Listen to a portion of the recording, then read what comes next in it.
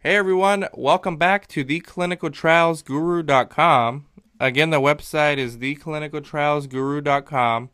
We do these interviews all the time for you, and we have like a mini series with Darshan Kulkarni. He goes by the Twitter handle FDA Lawyers, and he specializes in clinical trial, law, legal issues. Is it pharmaceutical in general, or is it very specific to clinical trials, Darshan? Um, I can't use the word specialized because that actually, in lawyer terms, that implies something different. But I do, most of my work is around clinical trials, around pharmaceuticals in general, actually. Anything, I tend to focus primarily in the post IND phase, all the way through commercialization. So it can be clinical trials, it can be promotion of biomedical products, it can be generics as well.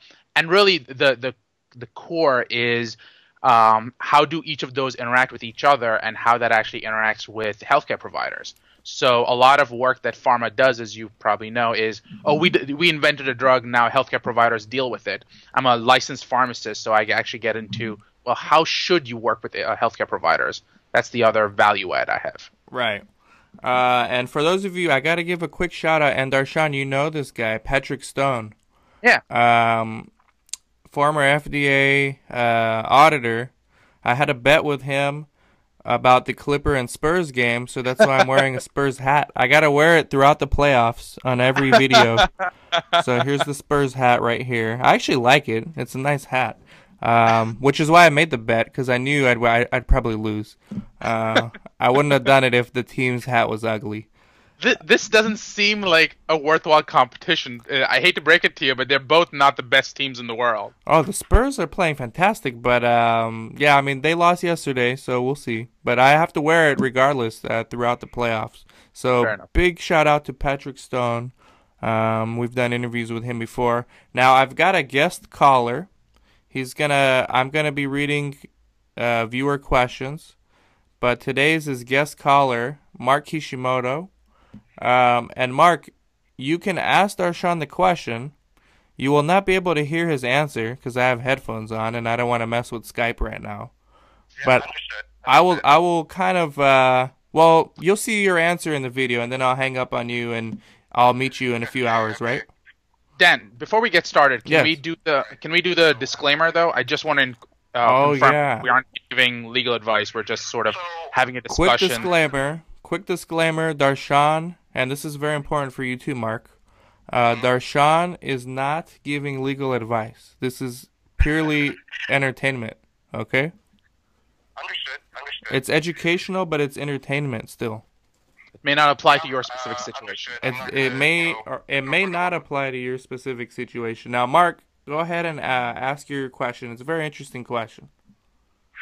I was watching this court drama show, and the issue at hand was a very wealthy man who had cancer was basically paid to be in a clinical cancer clinical drugs trial, and he paid not only to be in the trial. That's standard practice, as I understand.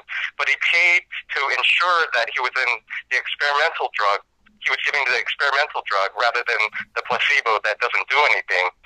And what I guess wanted to know is whether there are laws if that's actually illegal to do or not. To basically pay to ensure that you get what's a life-saving treatment and basically um, uh, endanger the lives of others by being selfish for yourself. More or Um, less. So yeah, that was the question. Are there laws against that, or what? Or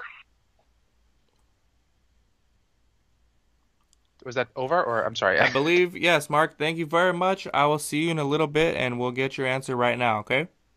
okay, I'll see. Yeah, I look forward to hearing the answer. All right. See you, Mark. Bye. So, Dan, as you know, I think the first thing, these dramas obviously don't understand how this business actually works. Theoretically, yeah, I guess you could pay to be part of it, but if you have potentially a multi-billion dollar drug, do you really want to risk it by altering your inclusion-exclusion criteria without justification. Your first issue is just, we're now almost assuming that it's not part of a clinical trial, but you first have to break the blind. So is it worth breaking the blind to know who gets what? Right. And for a randomized, double-blinded, placebo-controlled trial, it just seems like at the site level, would you even know that answer? And you Right. most likely wouldn't. Depending on what type of cancer drug it is. Most cancer drugs are IV, so sometimes you may be able to know that that a person is getting the placebo or getting the active drug. The other portion of it is you're talking about chemo. So in cases of chemo, you really don't give people placebo ever. You're really talking about giving people two active drugs. One's a comparator arm, one's not. Assuming we get past both of those two things, your next question is, can you actually get the active drug without worrying about getting the placebo? And in some cases, depending on where you are in the study, as you know, you actually can. Because you can say that this is a compassionate use type of use, and this is a phase 1 study. This drug's not going to be out for a very, very long time. I would like to know. I would like to get the get the appropriate drug, but I just won't live that long. So in those cases, there are exceptions that the FDA makes, and you can actually get access to drugs for compassionate use. Those are usually in the earlier phases, and in those cases, you aren't being tested for efficacy. You're being tested for just to get safety information. So in those cases, that's easy as well. Which brings you to the next question of just payment. Can you pay people to actually give you drug? And it's actually pretty common in the case of medical trials and stuff for specific types of drugs to actually if you're doing medical devices, not drugs, but for certain medical devices, you actually can get paid, because as long as it's covering the cost of the medical device. Can you pay more than that? No. They're actually you aren't allowed to charge the clinical trial patient more, because the moment you do that, what you're really doing is you are introducing your product into interstate commerce, which means you're claiming that your drug or device is safe and efficacious, and the FDA would not be happy about that.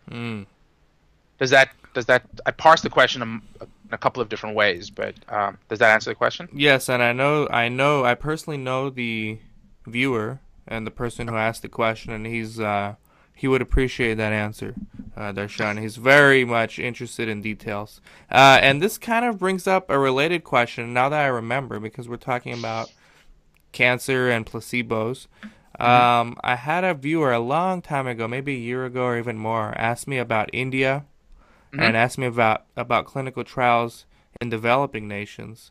And is it true or false that they are drug companies in those countries, or when they do a trial in one of those countries, such as India, are allowed to use placebo in their clinical trials where they would otherwise not be able to do that in the United States? Is that true or false or somewhere in between?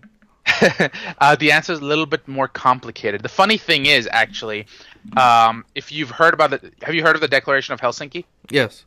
Okay. So in the Declaration of Helsinki, the U.S. is actually the primary country. It's not the only country, but the primary country that says we want to have access to the use of placebo. Most other countries actually say we don't want to ever give people placebo. And one of the big reasons that the U.S. uses is because in the case of psychotropic drugs, it's really difficult to tell the difference between the placebo effect and the active drug effect. So to be able to actually meaningfully be able to tell the difference, they want to be able to use placebo.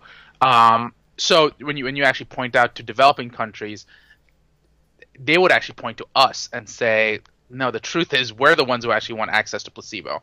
Now, which brings us to the next question. In a country like India or any other developing country, whether it's Brazil, Russia, India, China, or any of the others as well, the myriad of others, it would depend on a variety of factors. Number one, what that specific country's laws are. A lot of countries just don't have the laws that get into it. India is still developing its clinical trials protocols, is developing what they want. For example, one of the things they are talking about right now is clinical trials insurance, and they're insisting, or at least they're talking about insisting, that that subjects who are recruited to be part of clinical trials may need to be provided with insurance in case they actually get hurt, so that the sponsor companies aren't just a fly-by-night. They don't just leave if there's an adverse event. They actually have insurance that takes care of it. That's not something we have in the U.S., obviously, but at least there's no requirement that we have that in the U.S. Right. But the point I'm trying to make is that those countries are still developing their processes.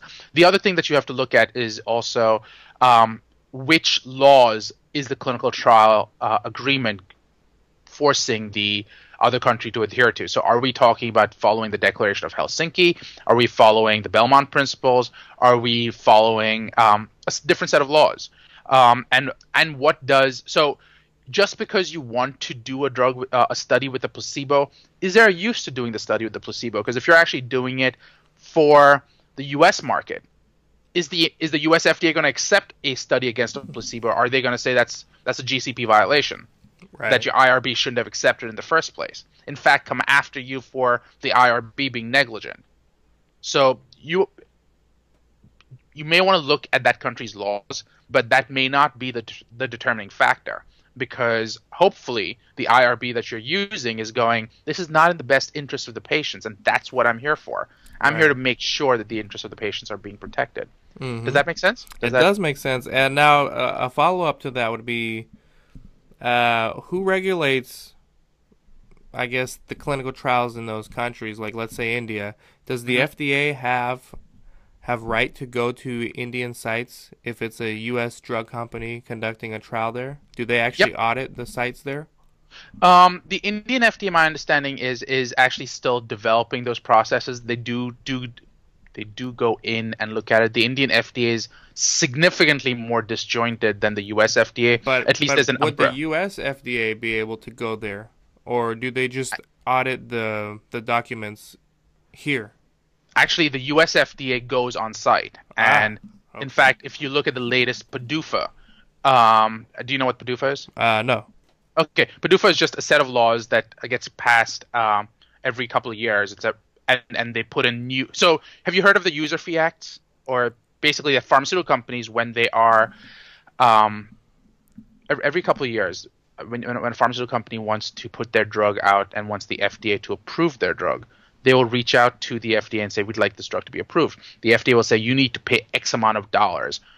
It can be in the millions of dollars for us to look at this drug. Wow. Those are known as user fees.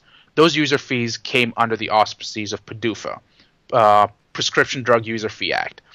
There is another one for medical devices known as MDUFA, which is Medical Device User Fee Act. And then they actually right now the present version of it is planning on introducing GDUFA, which is Generic Drug User Fee Act, and I forget what the biologics version is going to be called, but there's one for biologics as well. And and basically every 5 years or so, those user fee acts get updated.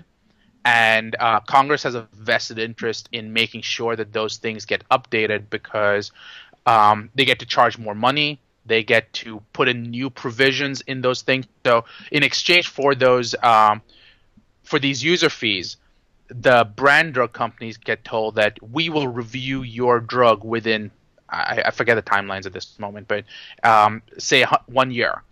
I think it's 18 months if I remember correctly, but I could be wrong. I'd have to look at it closer.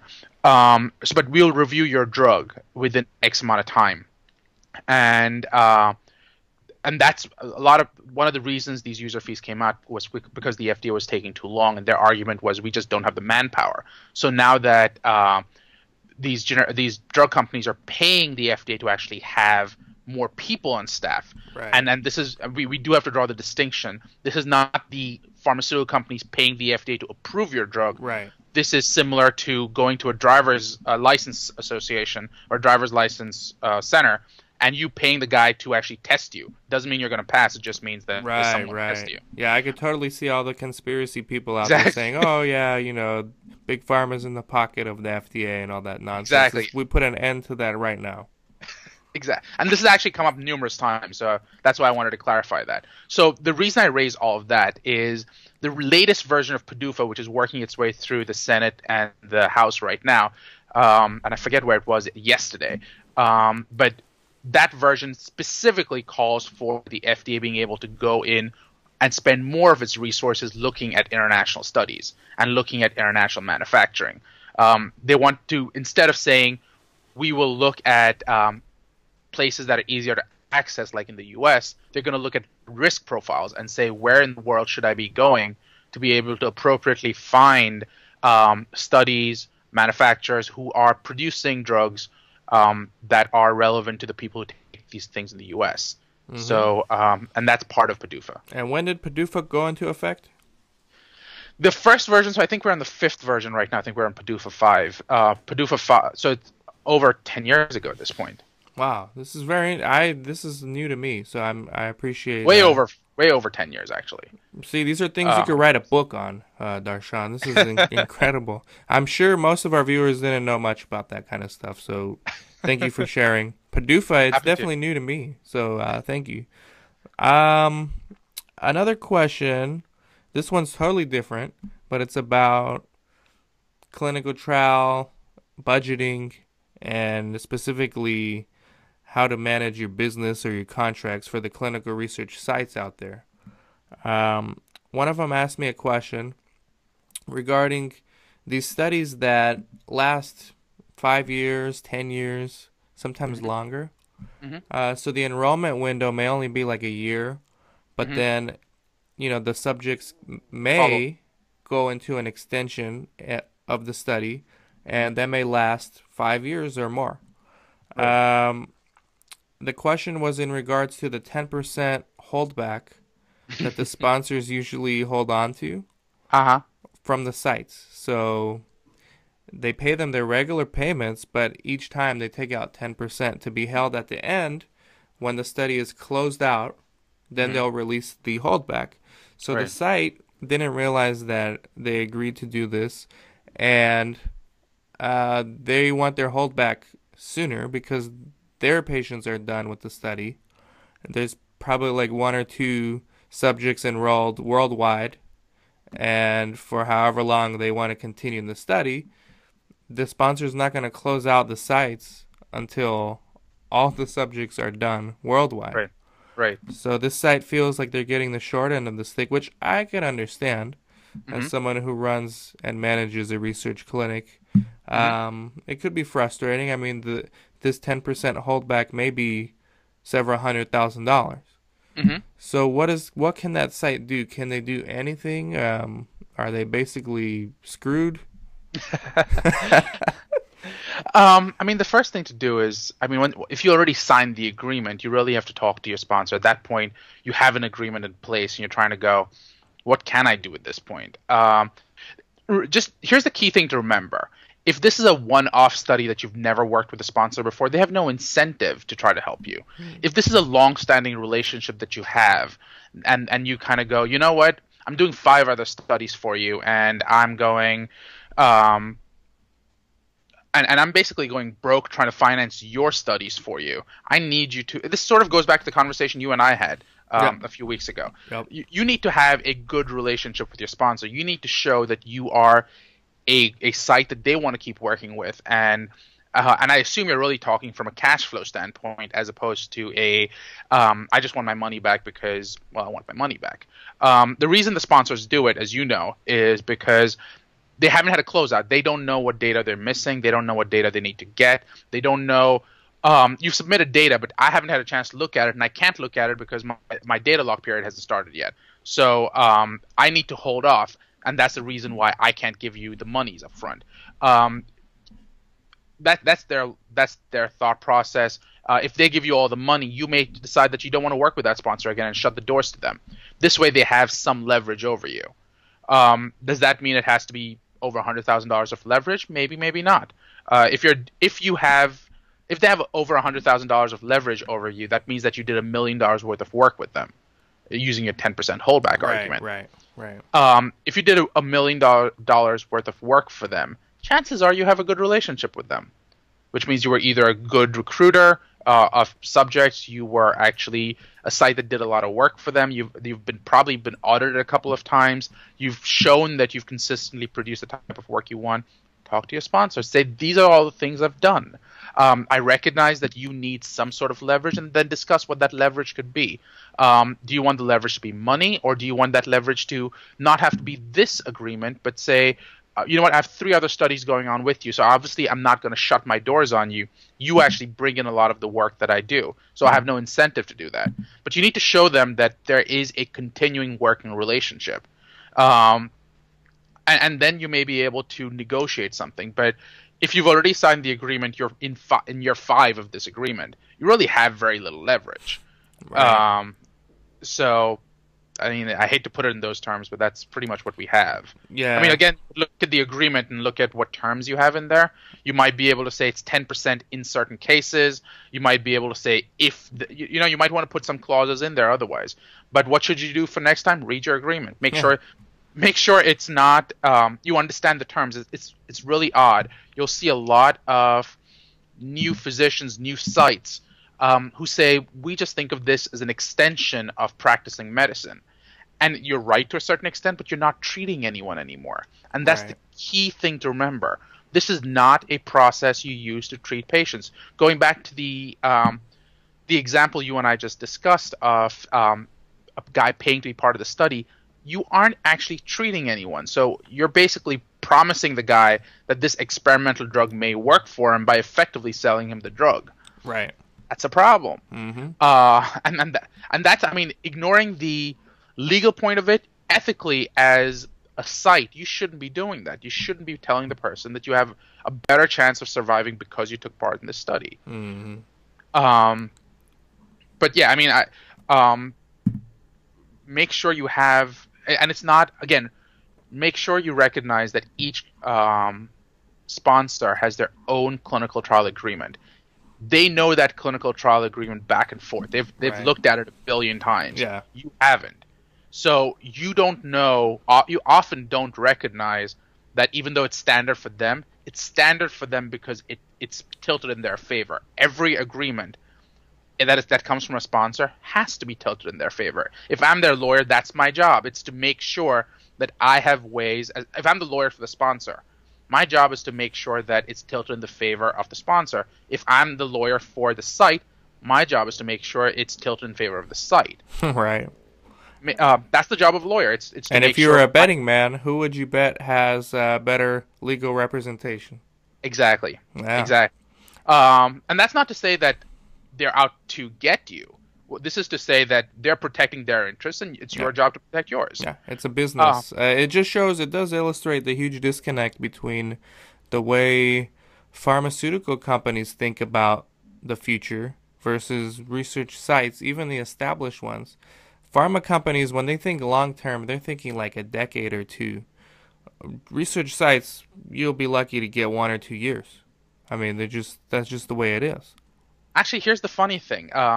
I've been attending a lot of clinical trial conferences, and the big thing that's coming out, and I don't know if you've been to any recently, Dan, but have you heard about either the Magi conference? Yeah. So I attended that recently, and I attended another one earlier this year as well. They're all talking about developing these long-term relationships, and sites may actually be behooved to develop these relationships with their sponsors. For the most part, it's difficult for sites to do that because they're often working with small pharma that doesn't actually have long-term plans yet. Their long-term plan is get that drug onto the market. Right. But if you're dealing with a large multinational pharmaceutical company, that you find that you deal with them on a pretty regular basis, and you've dealt with them on a pretty regular basis, you may actually be able to even create an MSA with the sponsor. Does everyone know what an MSA is? Master site agreement? Master site agreement, master services agreement, depending on how you look at it. The point being, we look at this, what you want to say is we look at this not as a one-off relationship. We want to be your site of choice. You come to us on a regular basis. One of the big causes of delays in clinical trials, as you know, is one is recruiting patients, but the second one is agreeing to the terms of the clinical trial agreement. And that takes forever.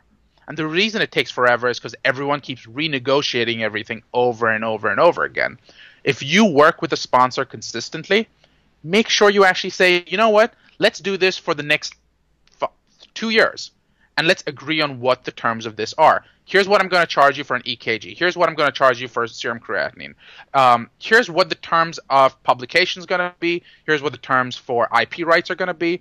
And if you can get that signed and in place, and you can actually look at that closer so that you aren't going back into your documents each time and saying, oh, did I get, excuse my language, but screwed on the terms of holdbacks.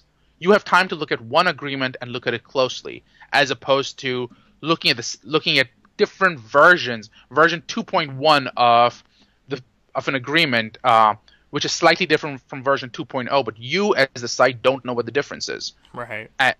And it may be critical, and chances are it is critical because they actually decided to go to version 2.1. So look at MSAs, decide if MSAs may be right for you, because you are seeing CROs actually partner with sponsors and say, I don't know if you've heard of this trend, and that's sort of where I started.